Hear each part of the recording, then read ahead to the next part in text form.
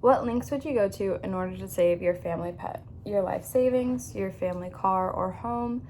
The good news is that most do not have to go to such an extent in order to save a beloved pet or any pet at all. Many adoption agencies ask for a mere $1 a day donation, with some being less. But with the ever-growing animal community, there are many unowned pets who suffer daily without food, water, or medical treatment. These are the precious animals who need our help in order to survive. If some are lucky, they are placed into an adoption center where they are given a grace period most of the time. And after that grace period, pets are euthanized, meaning that they are killed in a humane way.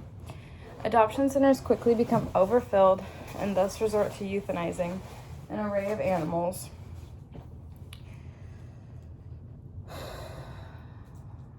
to prevent becoming overcrowded. A struggle some animals face in life are the clipping of their ears, tails, and claws. Inexperienced pet owners, influenced by other pet owners, tend to have their animals' ears and tails cut. This causes damages I will at some point further elaborate on. There are many things that differentiate the experience of buying a dog from a breeder versus from adopting from a shelter. The main differences include the major price difference as well as incomplete medical records, which I will also further explain. There are undoubtedly pros and cons when looking at buying from a breeder versus adopting from a shelter, which makes the decision ultimately come down to the buyer/adoptee's knowledge of the animal community. We've all seen the ASPCA, American Society for the Prevention of Cruelty to Animals, commercials on TV.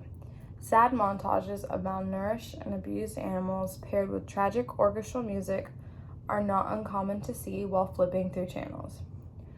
These commercials are dramatized and purposefully made to yank at one's heartstrings in order to inspire actual change in the animal community.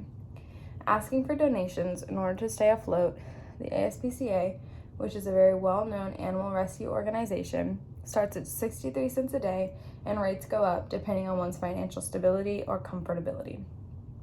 ASPCA 2021. This does not come as a surprise to any, as many adoption shelters are consistently behind in the upkeep of the animals that they maintain because of monetary issues. Seeking financial help from ordinary people helps to fund the animal community and make sure animals being brought into shelters are properly cared for. While the ASPCA is not a great animal rescue organization, it did pave the way for many others' existences. The ASPCA was founded in 1866 in New York and is the first humane society in North America. What followed are multitudes of more foundations, such as Animal Aid Unlimited, Humane Society International, and more. Since then, the treatment of household pets, reptiles, and even livestock has drastically improved. What hasn't improved is the population of the animal community. At any given moment, it is estimated that there are roughly 70 million stray animals in the United States of America.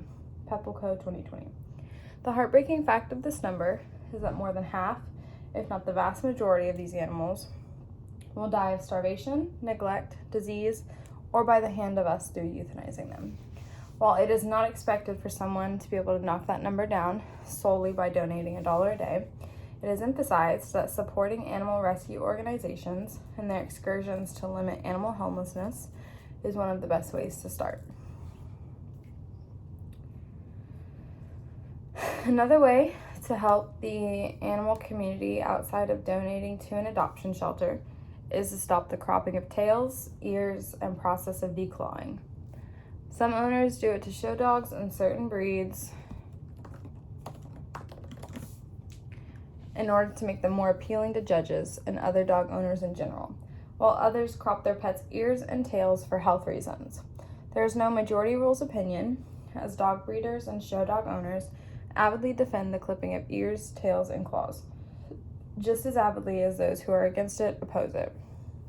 Based off of the extensive research I have since conducted, I have found that the clipping of dogs' ears and tails causes deeply excruciating pain and are more so not necessary. Nuez 2017.